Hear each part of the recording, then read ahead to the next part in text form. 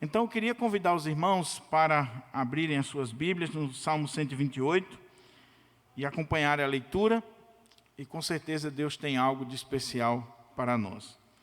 Diz assim a palavra do Senhor: Bem-aventurado aquele que teme o Senhor e anda nos seus caminhos. Você comerá do fruto do seu trabalho, será feliz e tudo irá bem com você. Sua esposa, no interior de sua casa, será como a videira frutífera. Seus filhos serão como rebentos da oliveira ao redor da sua mesa. Eis como será abençoado o homem que teme o Senhor. Que o Senhor te abençoe desde Sião, para que você veja a prosperidade de Jerusalém durante os dias da sua vida, e veja os filhos dos seus filhos, a paz sobre Israel. Vamos orar ao Senhor, vamos pedir a Ele que nos agracie com a sua palavra, em nome de Jesus. Ó Pai, muito obrigado pela tua palavra, muito obrigado por este privilégio bendito e sacrossanto de podermos estar aqui reunidos com liberdade, como igreja do Senhor, e agora meditar na tua palavra. A nossa oração, o desejo do nosso coração é que o Senhor fale conosco, que o Senhor nos instrua, que o Senhor nos edifique, que o Senhor nos exorte, que o Senhor abençoe as nossas vidas. Que as palavras dos meus lábios e o meditar do meu coração sejam agradáveis na tua presença, ó Senhor, rocha minha e redentor meu. Amém. Mantenha a sua Bíblia aberta.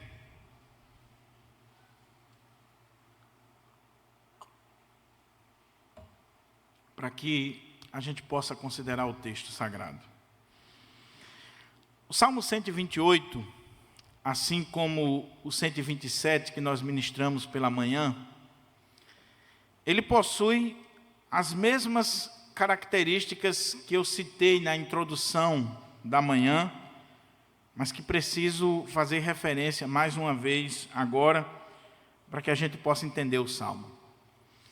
Primeiro, ele pertence àquele grupo de salmos no Saltério, que são denominados de cânticos de romagem, cânticos de degrau ou cânticos de subida, que compreende os salmos que vai do 120 ao 134.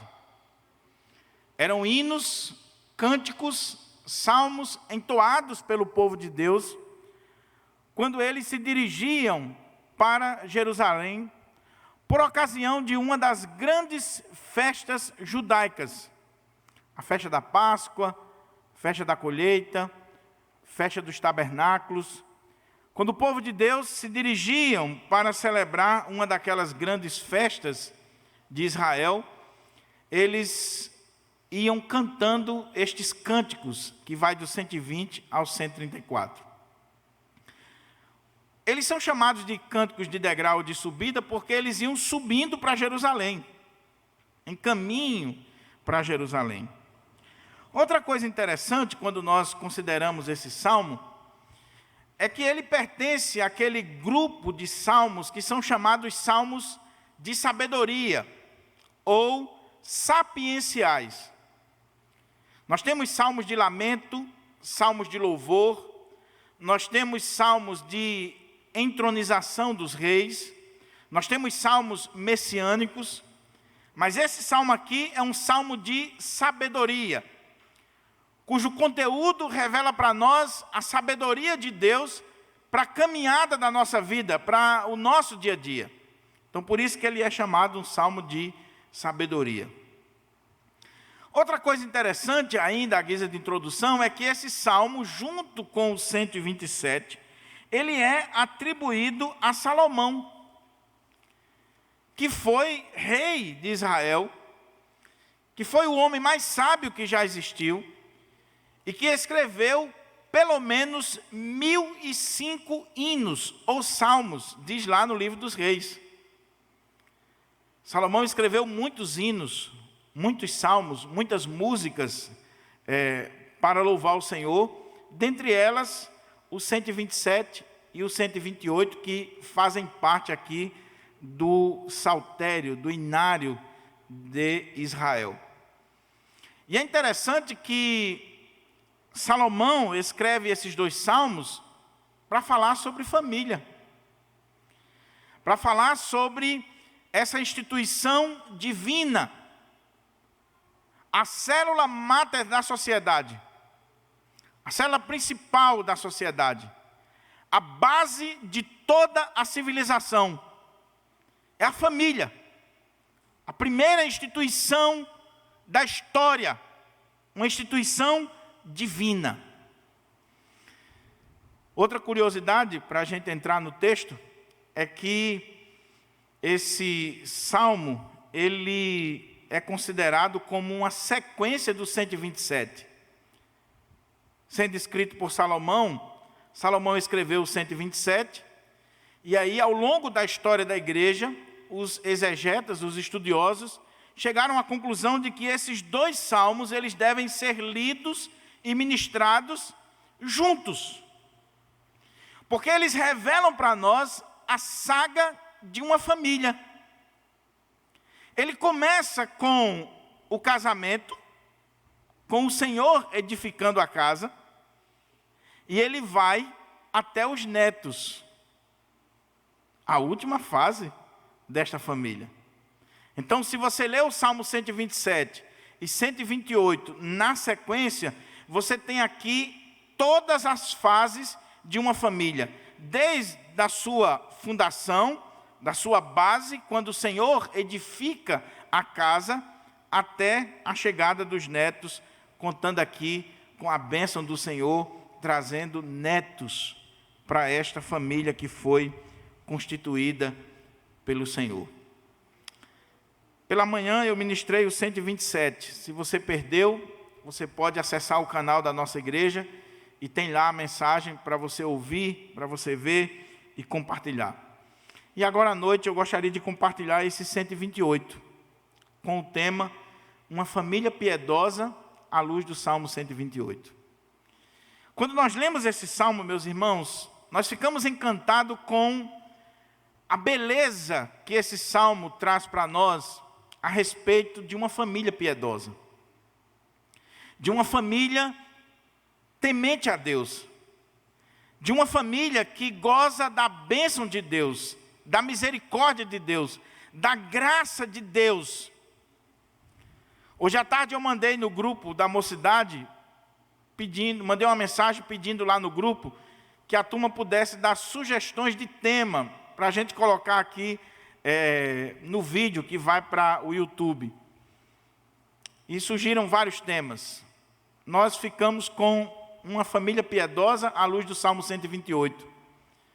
Mas um dos temas que foi colocado lá seria uma família próspera e feliz à luz do Salmo 128. Caberia perfeitamente. Porque esse salmo fala sim de uma família próspera, uma família feliz, uma família abençoada, uma família que está desfrutando da graça e da misericórdia de Deus, das bênçãos de Deus, desde o trabalho até os netos. Você já pensou que coisa especial? Então eu queria que nós pudéssemos olhar para esse texto, meus irmãos, e ver aqui o quanto a família de um homem de Deus, de uma mulher de Deus, é de fato abençoada, feliz, próspera, piedosa e desfruta das dádivas do Todo-Poderoso. O reformador João Calvino, comentando esse salmo, ele diz que esse salmo, ele chama muito a nossa atenção porque ele vai de encontro àquilo que os ímpios pensam de nós. O que é que os ímpios pensam de nós? Que pelo fato de nós servirmos a Deus, nós não somos felizes, prósperos, abençoados. O ímpio acha que ele é feliz, que ele é que é próspero, que ele é que desfruta das coisas desta vida.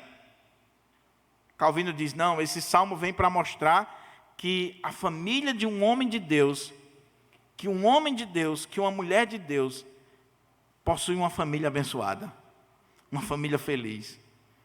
Então eu queria que nós pudéssemos olhar para esse texto. Esse salmo ele tem duas divisões principais, e eu vou, à medida que nós formos lendo o salmo, eu vou procurar expor o salmo e aplicar esse salmo para a minha e para a sua vida, de forma simples, clara, objetiva, pedindo ao Senhor que aplique essa palavra no nosso coração. Olha como é que o texto começa.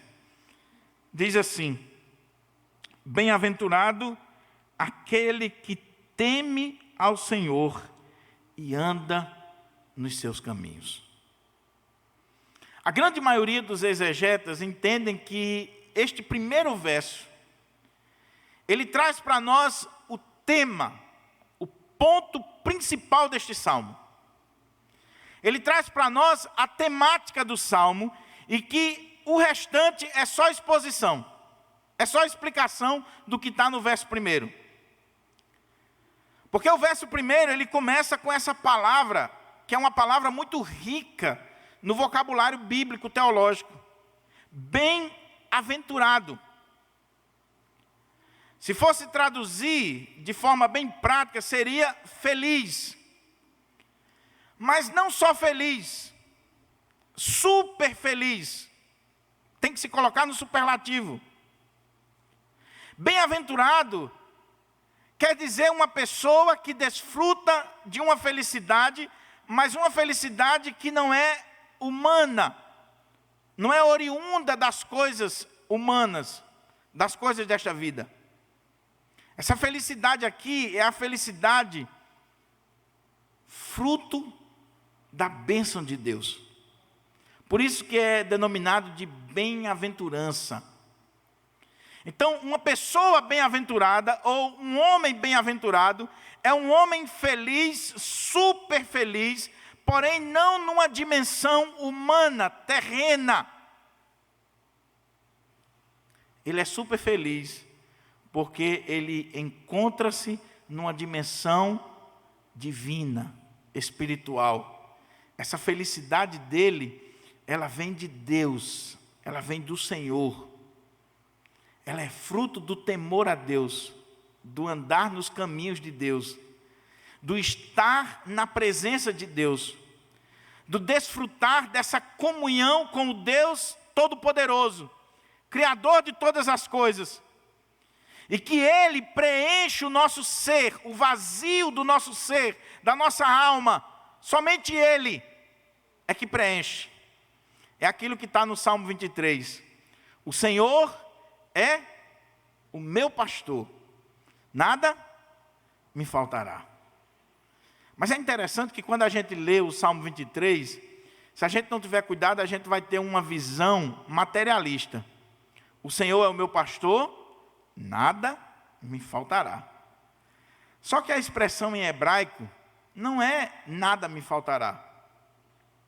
A expressão que aparece no texto hebraico é: o Senhor é o meu pastor, de nada terei falta. É diferente. Se o Senhor é o meu pastor, eu sou uma pessoa tão feliz, tão bem-aventurada, que eu não tenho falta mais de nada na minha vida. Porque eu já tenho o pastor. Eu já tenho o Senhor na minha vida. Por isso que eu sou bem-aventurado, por isso que eu sou feliz. Porque eu já tenho aquele que é dono de tudo, que pode todas as coisas. Então veja que esse salmo começa de uma maneira belíssima. Bem-aventurado, feliz, super feliz, aquele que teme ao Senhor e anda nos seus caminhos. Preste atenção, porque o temor a Deus é o princípio da sabedoria. O temor a Deus é a chave da nossa vida, da nossa existência. E se você quer saber o que é temor a Deus, leia o Salmo 112. Ali você vai ver as características de um homem que teme a Deus. Leia o livro de Provérbios. Temor a Deus não significa ter medo de Deus. O ímpio pode até ter medo de Deus. Mas temor a Deus, do ponto de vista bíblico, teológico, não é medo de Deus, pavor de Deus, receio de Deus. Temor a Deus é um respeito reverente, é um reconhecimento da soberania de Deus, da grandeza de Deus, da bondade de Deus, do amor de Deus. E como fruto desse temor, eu ando nos seus caminhos, eu ando de acordo com a sua lei, com a sua palavra. Isso é temer a Deus. Temer a Deus, como eu disse, não é ter medo de Deus, e temer a Deus não é algo pura e simplesmente que eu fico blasonando com os meus lábios e dizendo que temo a Deus. Eu manifesto o verdadeiro temor a Deus quando eu ando nos seus caminhos, quando eu ando de acordo com a sua palavra, quando eu procuro viver de acordo com a sua vontade. Isso é temor a Deus. Você quer saber se você é um homem temente a Deus? Se você é uma mulher temente a Deus? Não é se você vem à igreja, não é se você canta no conjunto da igreja, não é se você dá dízimo e oferta, é se você procura andar nos caminhos do Senhor. Se você procura viver de acordo com a lei do Senhor, para agradar o Senhor, para estar mais perto do Senhor, porque você ama Ele, porque você respeita Ele, porque você reverencia, porque você tem um amor sincero por Ele, porque você é grato por tudo aquilo que Ele já fez na sua vida. Essa pessoa que teme ao Senhor, que anda nos seus caminhos, o texto diz aqui que ela é uma pessoa bem-aventurada, feliz, super feliz, realizada na vida. Esse é o tema do Salmo. Essa é a verdade magna do Salmo. Aí ele vai começar a explicar isso aqui e exemplificar para nós e demonstrar para nós como é essa pessoa bem-aventurada, como é a sua casa, como é o seu lar, como é a sua esposa, os seus filhos, os seus netos. Ele vai mostrar para nós aqui o retrato de uma família piedosa, de uma família temente a Deus, de uma família que anda nos caminhos de Deus, de uma família que tem o privilégio de ter como o chefe dessa casa, como patriarca dessa casa, um homem bem-aventurado, um homem de Deus, um homem realmente comprometido com as coisas de Deus, um homem que vive a palavra de Deus. Então ele coloca para nós assim: bem-aventurado aquele que teme o Senhor e anda nos seus caminhos. Você comerá do fruto do seu trabalho, será feliz e tudo te irá bem, ou tudo irá bem com você. Ele está mostrando para nós as bênçãos na vida de um homem bem-aventurado, de um homem temente a Deus, de um homem que de fato vive andando nos mandamentos do Senhor e de acordo com a palavra do Senhor, nos caminhos do Senhor. Deus abençoa a sua vida de forma tal que Ele vai colocar algumas coisas aqui. E talvez não sejam as bênçãos que você esperava, ou que você almejava, mas é bênção de Deus. Sabe o que Ele está dizendo aqui? Olha aqui. Você comerá do fruto do seu trabalho. Que é isso, pastor? Bênção de Deus, trabalho? Sim, meu querido. Bênção de Deus.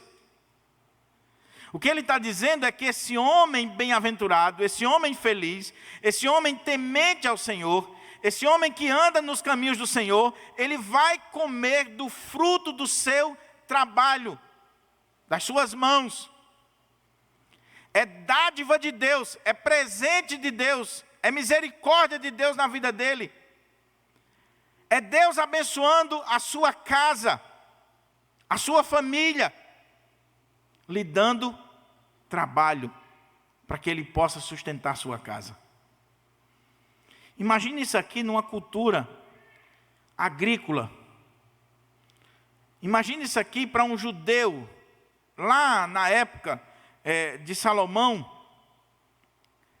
Esse homem que precisa de saúde, de disposição, de vigor físico, para poder ir para a lavoura e arar o campo, jogar semente, plantar, colher, colocar comida na mesa.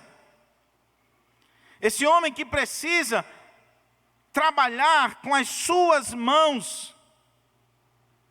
Mas ele sabe muito bem que não adianta o agricultor fazer todo o seu esforço se o Senhor não abençoar o seu trabalho. Se o Senhor não mandar chuva. Se o Senhor não abrir as comportas do céu mandando chuva. Se o Senhor não der a temperatura certa, o sol na hora certa, a chuva na hora certa, é Deus quem faz a semente germinar. Então o que o Senhor está dizendo é que esse homem bem-aventurado, esse homem que teme a Ele, que anda nos seus caminhos, Deus vai abençoar a sua vida, a sua casa, de tal forma que ele comerá do fruto do seu trabalho, do trabalho das suas mãos. É bênção de Deus, é graça de Deus, é favor, é misericórdia, é dádiva de Deus. Deus está dando a ele saúde, disposição, condições de trabalhar. Deus está lhe dando uma terra, Deus está lhe dando sementes, Deus está lhe dando condições climáticas para que ele traga dali o sustento para a sua família. É bênção de Deus. Você sabe quantas pessoas ficaram desempregadas nessa pandemia? Você sabe quantas pessoas ficaram desesperadas por não ter um trabalho para trazer o sustento para casa? O Senhor está dizendo aqui que o homem temente a Ele, o homem que anda nos seus caminhos, o Senhor vai abençoar, lhe dando o sustento com o trabalho das suas mãos. Trabalho. Mas até aqui parece normal, né? Porque você pode dizer, pastor, mas até o ímpio tem. Nessa pandemia teve ímpio aí que não perdeu o emprego e ele traz o pão para a casa dele, muito embora não reconheça, com o trabalho das suas mãos. O que tem de mais aqui? O que esse salmo coloca que isso aqui é bênção de Deus? Não é algo normal? É não, querido. Olha como é que o texto diz. Bem-aventurado aquele que teme o Senhor e anda nos seus caminhos. Você comerá do fruto do seu trabalho, será feliz e tudo irá bem com você. Sabe qual é o ponto aqui? O ímpio também trabalha. O ímpio também, na grande maioria das vezes, ele come como fruto do trabalho das suas mãos. É claro que muitos são corruptos e estão comendo não como fruto do trabalho das mãos, mas fruto de corrupção. E aí não é bênção de Deus. Bênção de Deus é quando você come como resultado do trabalho das suas mãos. Quando Deus abençoa você para que o resultado do seu trabalho venha abençoar a sua família. Mas qual a diferença entre o justo e o ímpio nesse quesito? É que o justo, o homem temente a Deus, o homem que conhece a Deus, o texto diz, feliz serás, e tudo te irá bem. Sabe qual é o ponto aqui, meus irmãos? É que o homem temente a Deus, o homem piedoso, a família piedosa, eles têm uma coisa que o ímpio não tem. Sabe o que é? Fruição das bênçãos de Deus.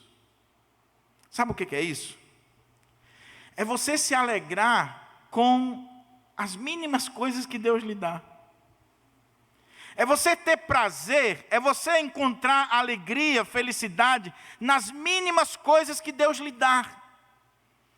Porque você sabe que é bênção de Deus. Você sabe que você não merecia aquilo. Você sabe que você não merece que Deus sustente você como Ele tem sustentado. Mas por graça e misericórdia do Senhor, Ele abre as janelas dos céus e Ele tem sustentado você, tem sustentado sua família, tem trazido pão para a sua mesa, e você encontra nisso felicidade, fruição.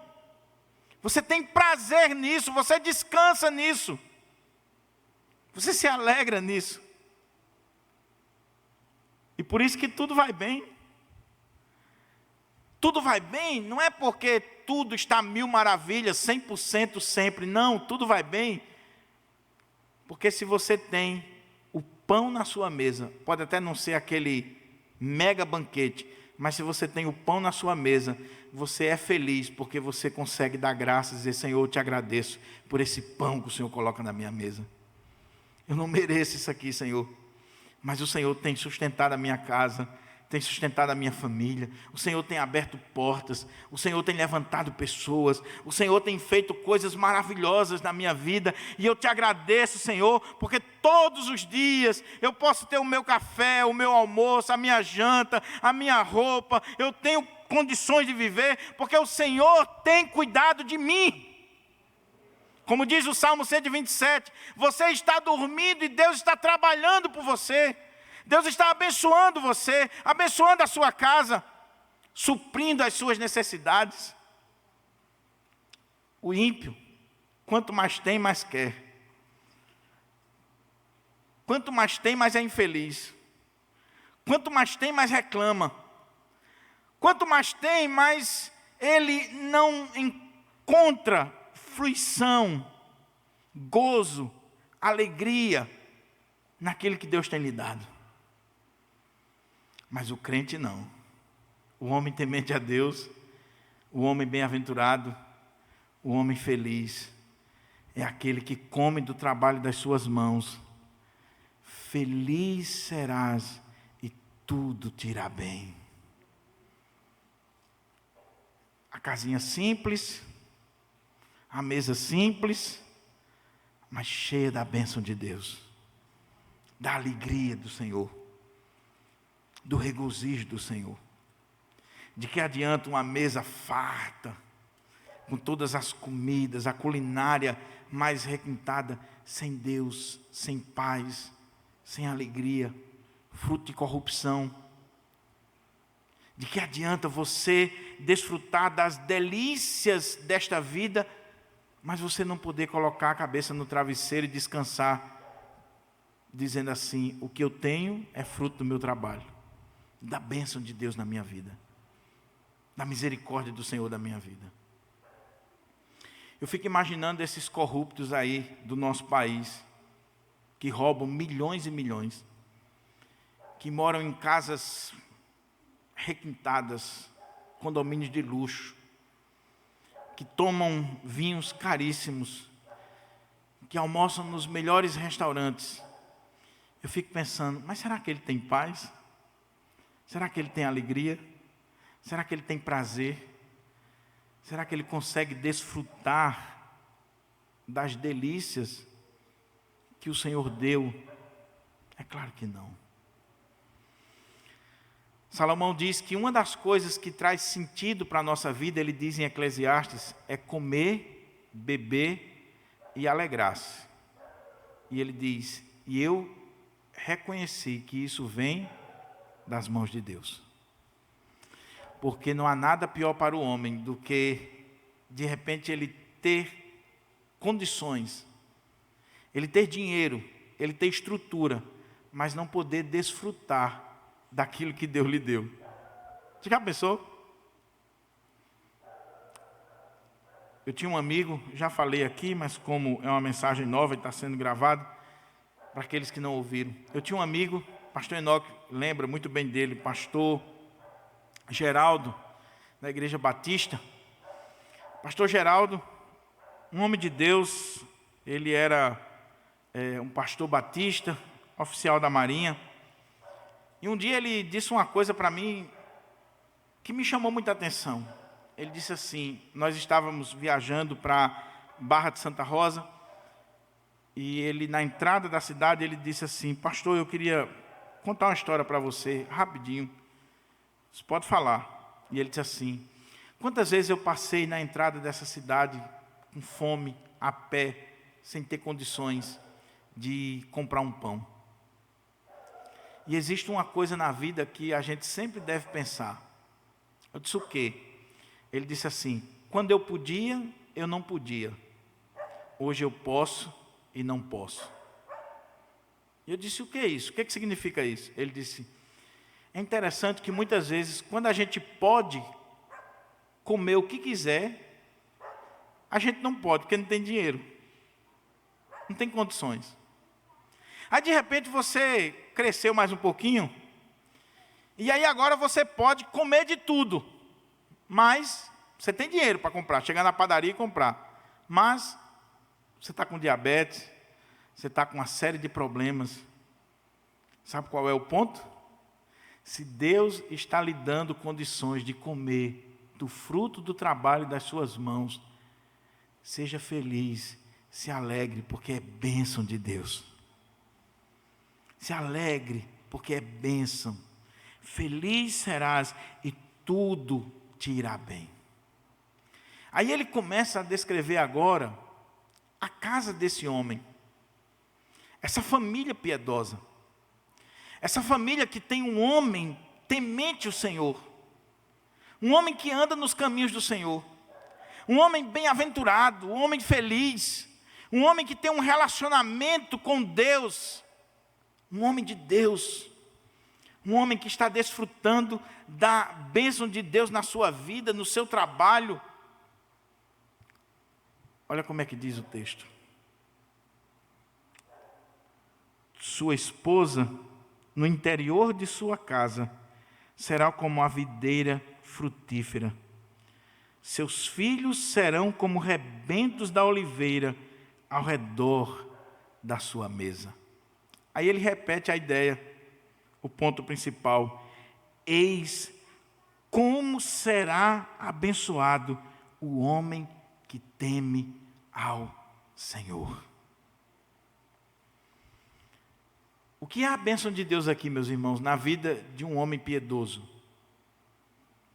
A bênção de Deus é ele poder comer do fruto do seu trabalho, ele ter fruição, ele encontrar aquilo que John Piper chama de satisfação em Deus.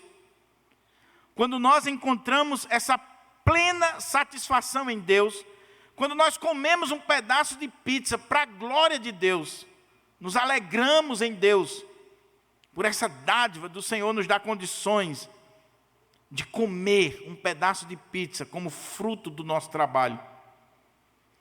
Mas aí ele diz que a bênção não para aí, a bênção não é só comida, a bênção não é só trabalho, a bênção não são somente essas coisas materiais, que no caso aqui seria o Senhor abençoar a sua fazenda, a sua lavoura, o seu trabalho, o seu comércio, para que ele trouxesse para dentro de casa aquilo que era necessário para a subsistência da sua família.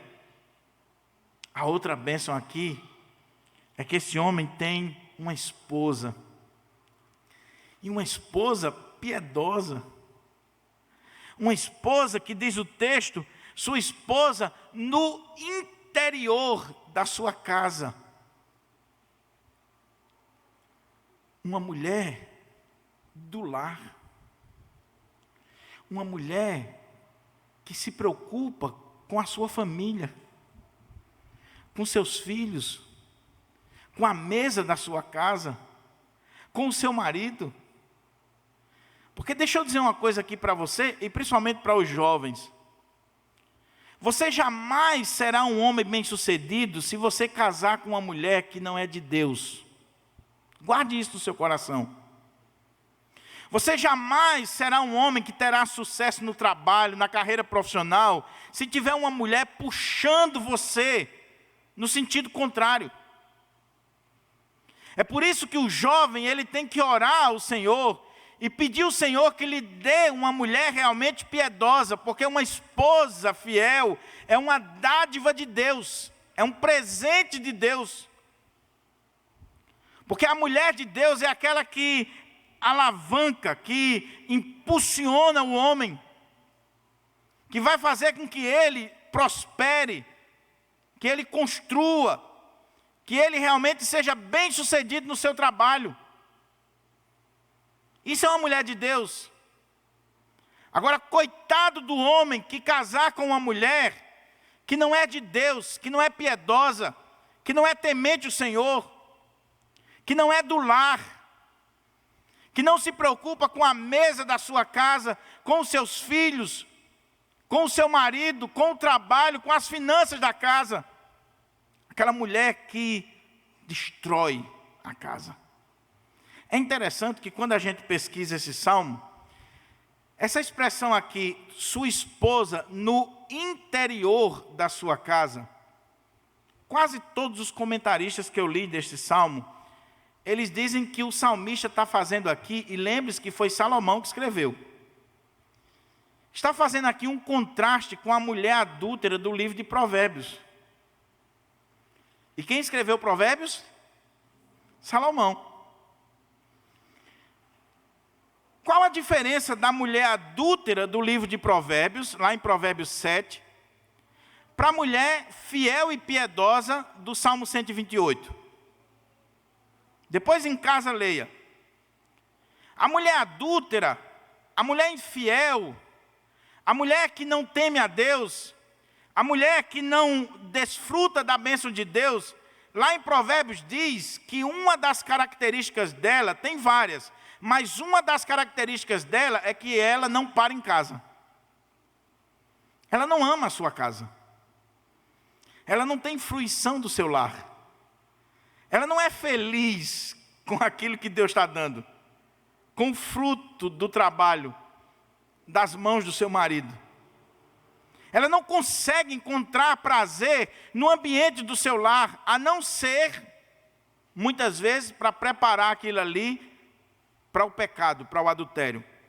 Porque ele mostra lá em Provérbios 7, a mulher adúltera, que o marido saiu para trabalhar, e ela fica na janela da casa, ela está toda enfeitada, toda bonita, porque toda adúltera ela é bonita. Ela se prepara. Ela tem as unhas bem feitas, cabelo feito, ela está em dia. Porque ela não lava louça, ela não lava roupa, ela não faz comida, ela não se preocupa com a casa. Ela sempre vai estar cheirosa, arrumada. Mas a sua esposa, meu irmão, sabe por que nem sempre ela está bonita, arrumada, cheirosa? Porque ela tem que cuidar de você, ela tem que cuidar da casa, ela tem que cuidar dos filhos. Então, cuidado quando você estiver fazendo comparação, porque é uma comparação desleal. O texto diz lá que a mulher adúltera, ela vai para a janela da casa, toda enfeitada, e ela fica dizendo, olha, meu marido viajou para uma terra bem distante, já ajeitei aqui a cama, colocou cobertas bonitas, perfumadas, e ela fica convidando.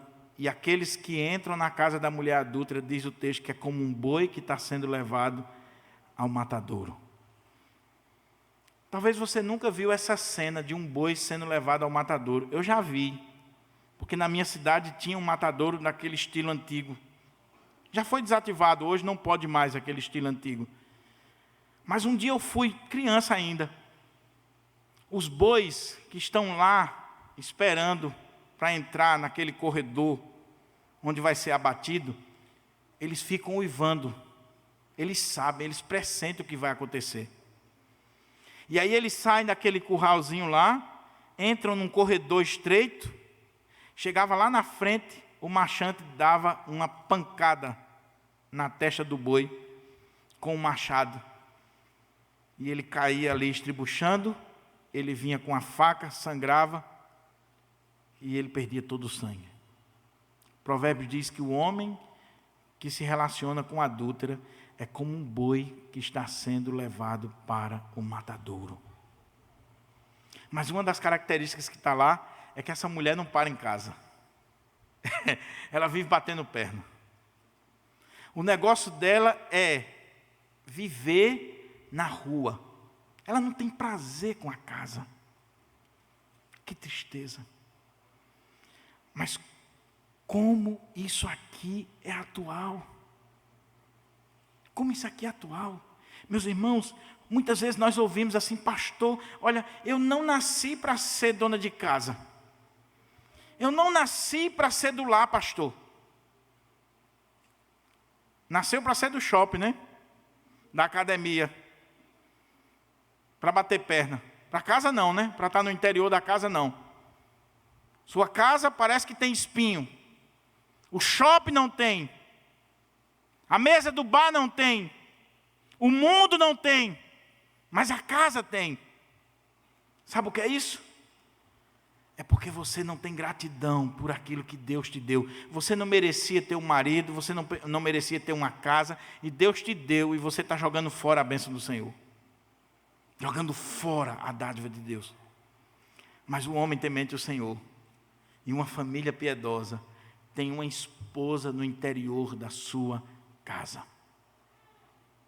Eu não quero entrar aqui na polêmica se mulher pode trabalhar ou não. É uma questão sua com Deus. Eu, particularmente, entendo que se o marido tem condições de sustentar a esposa e a casa, a mulher deveria cuidar da sua casa. Ela não precisaria trabalhar fora. Ela não precisaria. Quando eu casei com o Justineto, a primeira coisa que a gente combinou foi isso. Por mais que a gente ganhe pouquinho, mas você vai ficar em casa para cuidar do nosso filho. Ela disse, é isso que eu quero. Eu não vou colocar meu filho na mão de terceiros. Porque muitas vezes a pergunta é, por que você está indo para fora, minha irmã? É uma necessidade realmente? Se for necessidade, ok. Mas por que você está indo para fora? Você já parou para pensar? Já parou para refletir? Mas o texto está mostrando aqui essa mulher no interior da sua casa. Essa mulher que o marido trabalha, o marido está trazendo sustento, e essa mulher de Deus, ela está no interior da sua casa, edificando a sua casa, tomando as decisões em relação à sua casa. É como aquela mulher de Provérbios, uma mulher que trabalha sim, mas todo o trabalho dessa mulher está voltado para a sua casa, para o ambiente da sua casa. E deixa eu dizer uma coisa para você, meu amado irmão, e para você que está assistindo aqui. Cuidado com essa ideia que tem aí fora de que assim, Damares, você não trabalha não, você é só do lar? Cuidado, porque a dona de casa trabalha e trabalha muito. E é uma jornada que começa cedo e termina tarde. Termina tarde. Então, que história é essa que a dona de casa não trabalha? Que a mulher do lar não trabalha? Trabalha e muito. E muitas vezes os maridos não reconhecem. Os maridos não valorizam. Os maridos não veem que quando ele tem uma mulher no interior da sua casa, que cuida dos seus filhos, que cuida da sua comida, que cuida da sua roupa, que lhe dá condições de crescer, de estudar, de trabalhar, de ir à luta, é bênção de Deus, é dádiva de Deus. Louve a Deus pela vida da sua esposa. Agradeça a Deus pela mulher que Deus lhe deu. Agradeça a Deus. Porque se você perder, e Deus quiser lhe punir, Deus pode lhe dar uma só para você ver a bênção que você perdeu. Porque não tem nada pior do que uma mulher que não se importa com o seu lar. Uma mulher preguiçosa, rixosa, uma mulher imunda. Deixa eu vir para o texto, senão eu vou começar a dizer algumas coisas aqui, vai. Mas tem menina que quer casar e não sabe de nada. Nada. Ela acha que o casamento é um conto de fadas. Ela acha que vai casar com o homem mais rico do mundo, que sempre vai comer de restaurante, que sempre vai iFood e tal.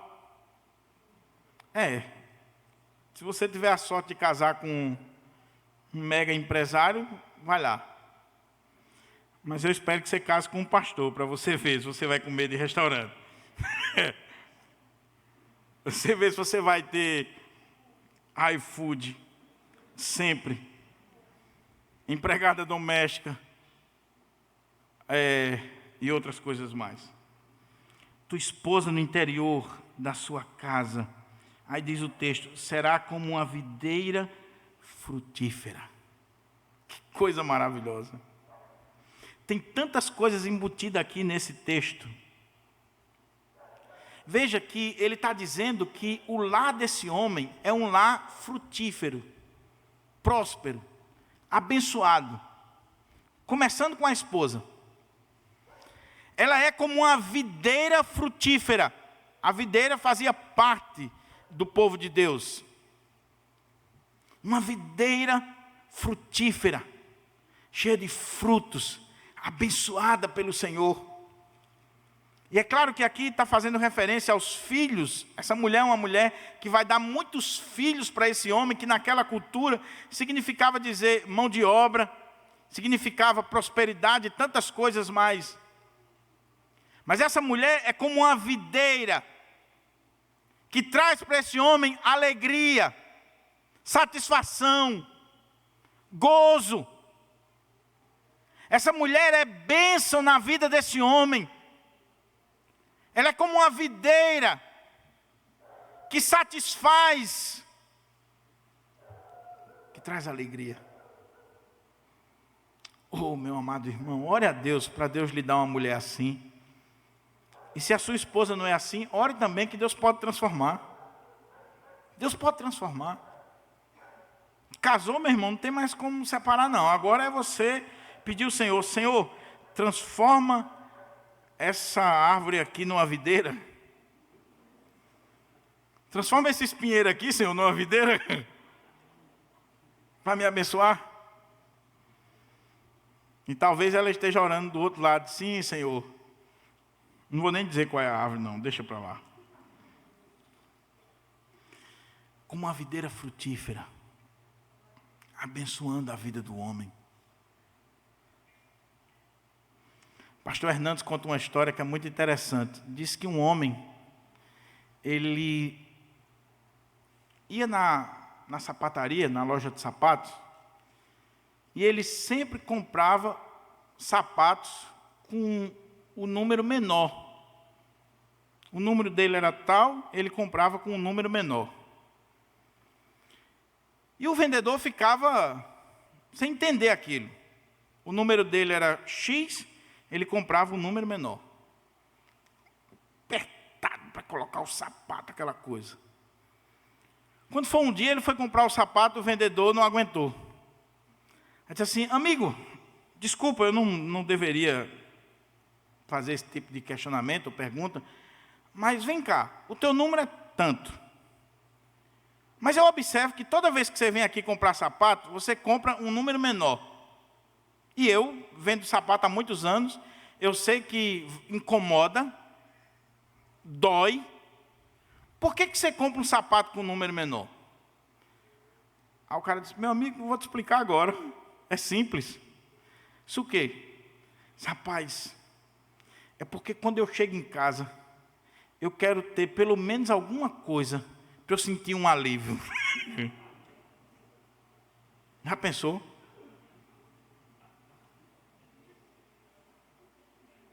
Deixa eu perguntar um negócio para você, minha irmã. Seu marido, ele tem prazer de voltar para casa depois do dia de trabalho? Porque você é como uma videira frutífera que dá alegria para ele, prazer. Porque você no interior da sua casa, você é aquela que dá frutos, que edifica a sua casa, que cuida da sua casa. Ou o seu marido, muitas vezes, ele prefere ficar na rua, no trabalho, porque quando ele chegar em casa ele não vai ter alívio nenhum, até porque ele não tem um sapato com um número menor. Tua esposa no interior da tua casa será como uma videira frutífera.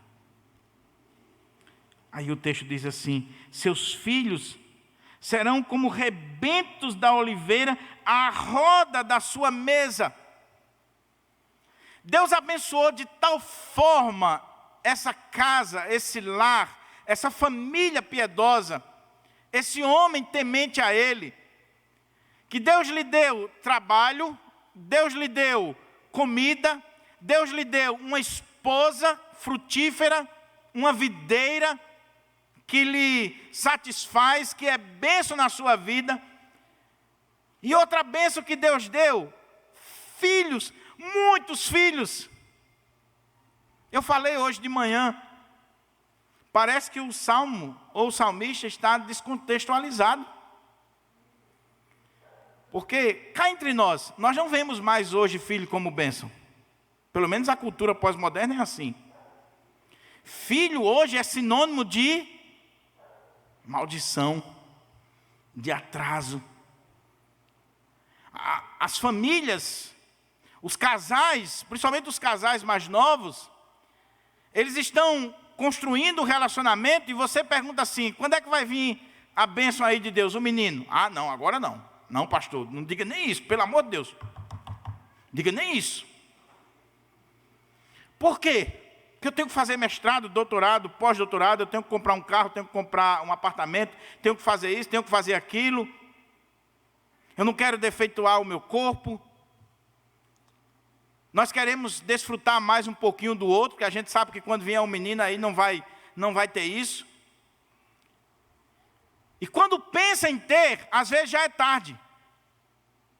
Porque estão vendo filhos como peso, como trabalho, como maldição e não como bênção de Deus.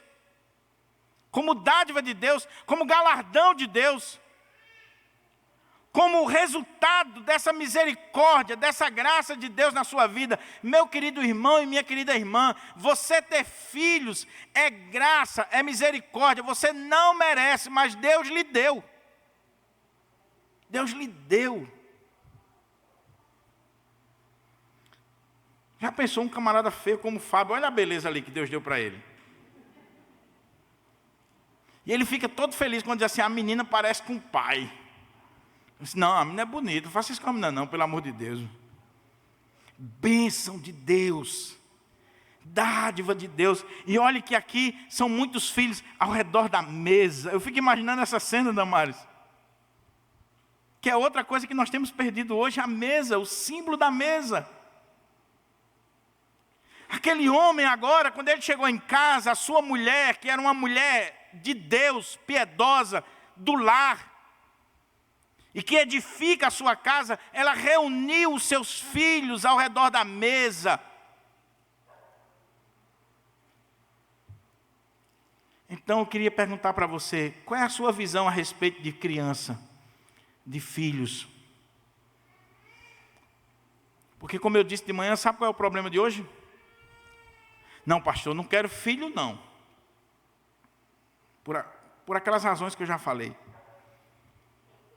Mas a moda, principalmente os artistas, é um porquinho.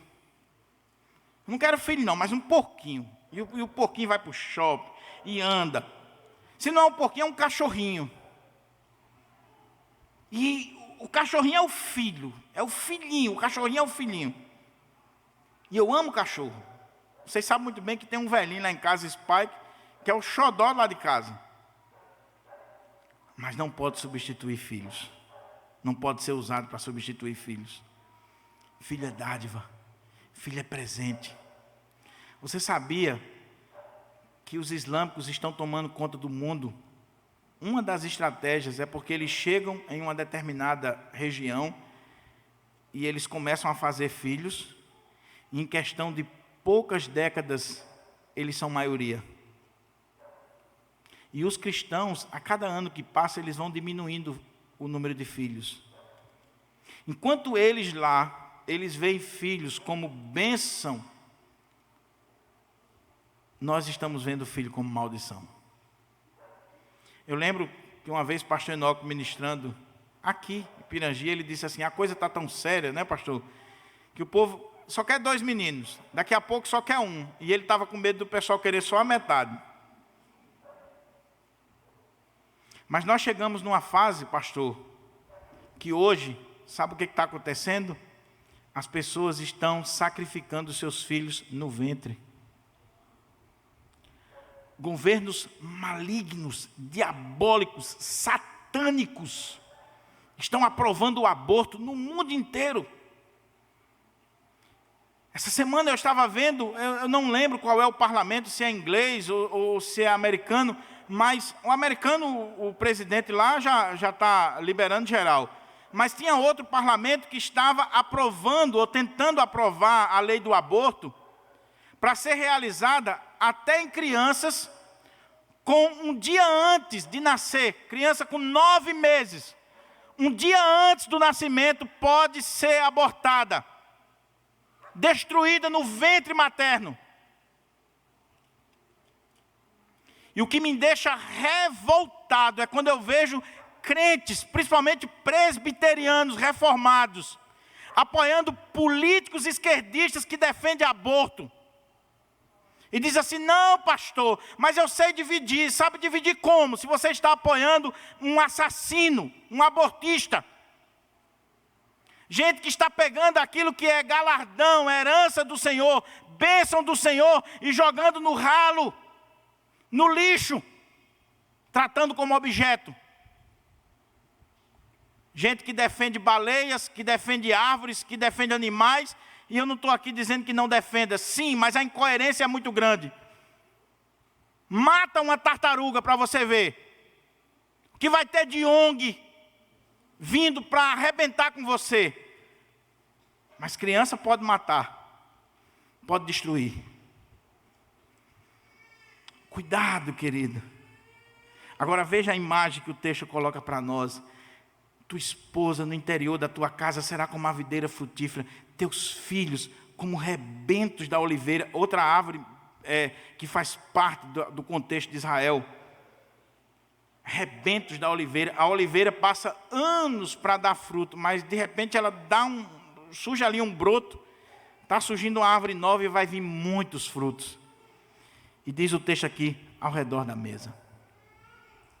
Meus irmãos, com essa cultura pós-moderna que nós estamos vivendo, uma das causas de destruição das famílias, sabe o que é? A falta da mesa. A falta da mesa. E eu sei que a correria é muito grande. Eu sei que muitas vezes você não tem condições de voltar do trabalho para vir almoçar em casa e depois ir para o trabalho. Eu sei disso. Mas o máximo que você puder, o quanto você puder, priorize a mesa da sua casa. Priorize esse símbolo de união, de comunhão.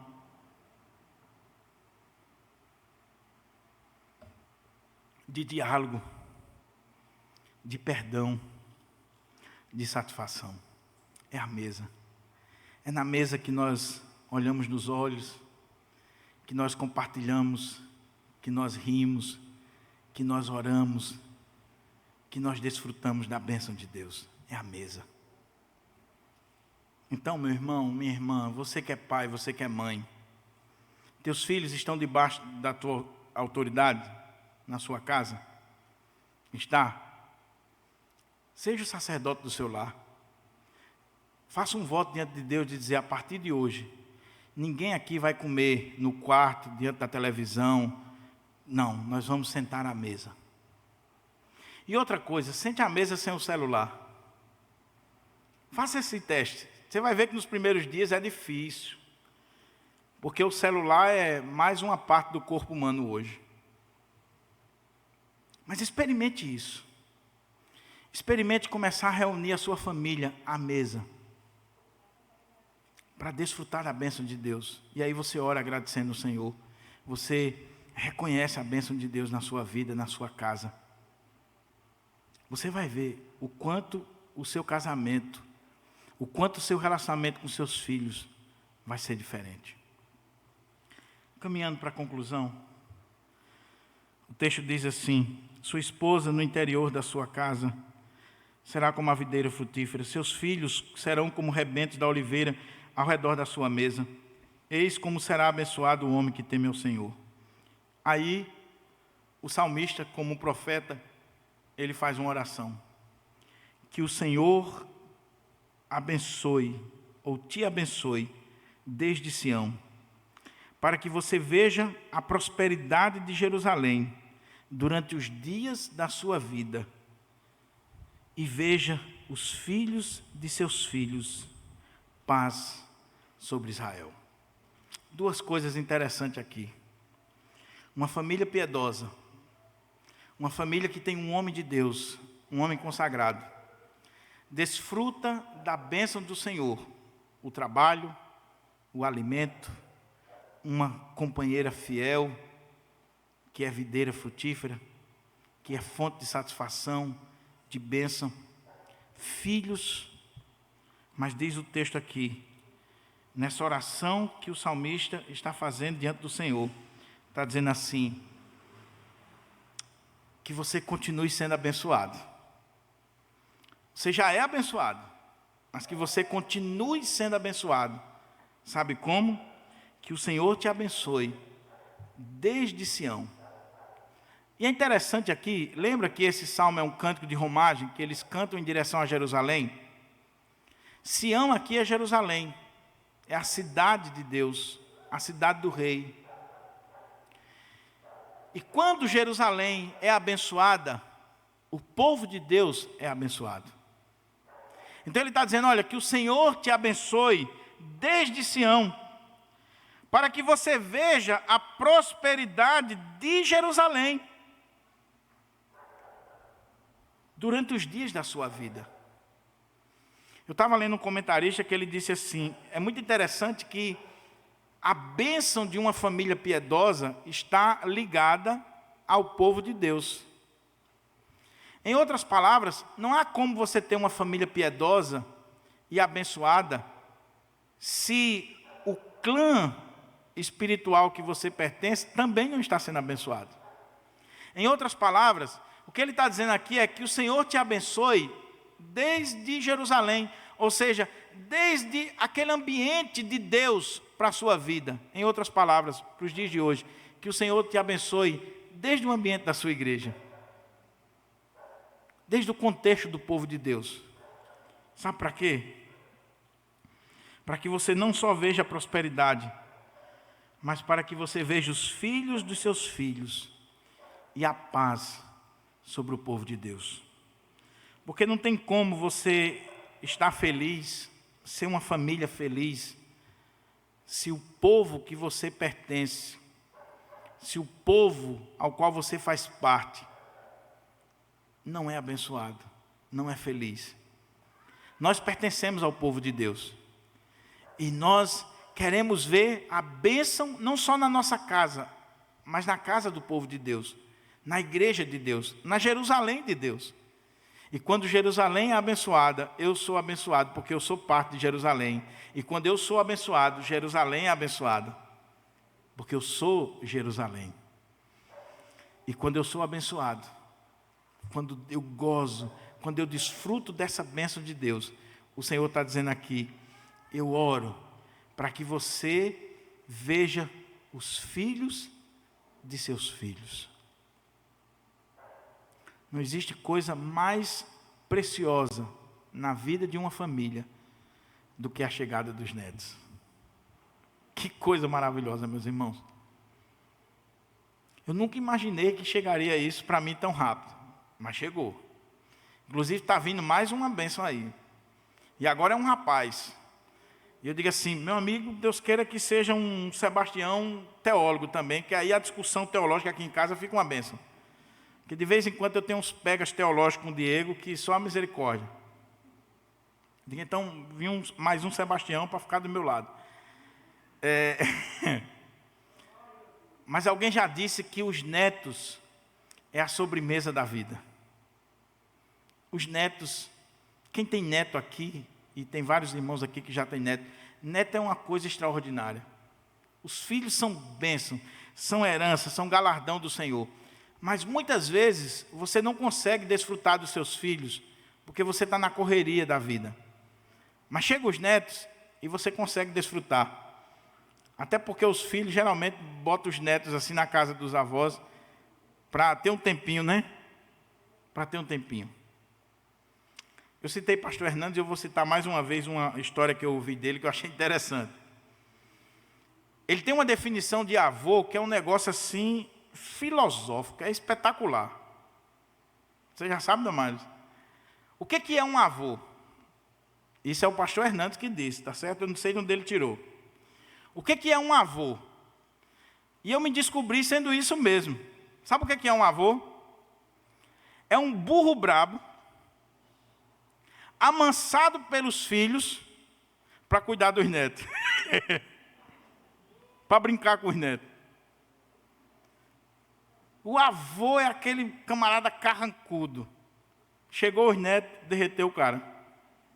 O burro brabo amansou. Virou criança. Mais uma vez. Sabe por quê? Porque é bênção de Deus. É dádiva de Deus. Você vê as gerações vindo que o Senhor tem lhe dado. É bênção de Deus. Eu termino dizendo para você, querido, a bênção de Deus na sua vida não vai ser a casa que você vai deixar. Porque essa casa vai se deteriorar. Por mais bela que ela seja, alguém vai chegar e vai dizer, isso aqui não está legal, vamos destruir, vamos fazer outra coisa nova, mais moderna. Não são os bens materiais ou o seu carro. Logo, logo ele vai enferrujar. Mas são os seus filhos, os seus netos, os seus bisnetos, a geração.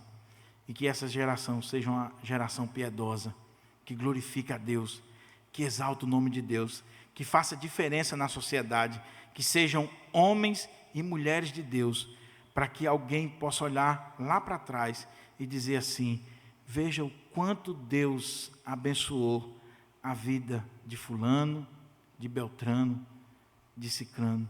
Veja o quanto Deus honrou aquela serva dele, que chorou tanto por esse filho, por essa família, e olha a bênção do Senhor na vida dela. A minha oração é que Deus abençoe as nossas famílias. Eu não estou trazendo essas duas mensagens hoje por acaso. Eu falei pela manhã. Nunca o gabinete pastoral esteve tão cheio com problemas familiares como nessa pandemia. O índice de divórcio tem aumentado assustadoramente. Sabe por quê? Porque antes da pandemia, muitos casais estavam se suportando, mas eles passavam o dia fora. Mas de repente tiveram que ficar dentro de casa olhando um para o outro. E aí descobriram que não se amam assim como eles achavam. Descobriram que não existe mais respeito, não existe mais amor, não existe mais nenhum tipo de sentimento entre eles. E tem desembocado em tantos divórcios, inclusive no meio do povo de Deus. Mas a minha oração é que, independente da situação que sua família esteja, Deus possa abençoar sua casa. Deus possa restaurar sua família. Deus possa abençoar seu casamento. Que você crie seus filhos. Que você veja o crescimento dos seus filhos. Que você veja os seus netos. Que você veja a bênção de Deus. A minha oração é que você tenha o privilégio. E eu não digo isso, irmãos, com orgulho. Eu digo isso com temor e tremor. Porque eu sei o quanto eu sou miserável. Eu sei que, apesar de mim, Deus tem sido misericordioso.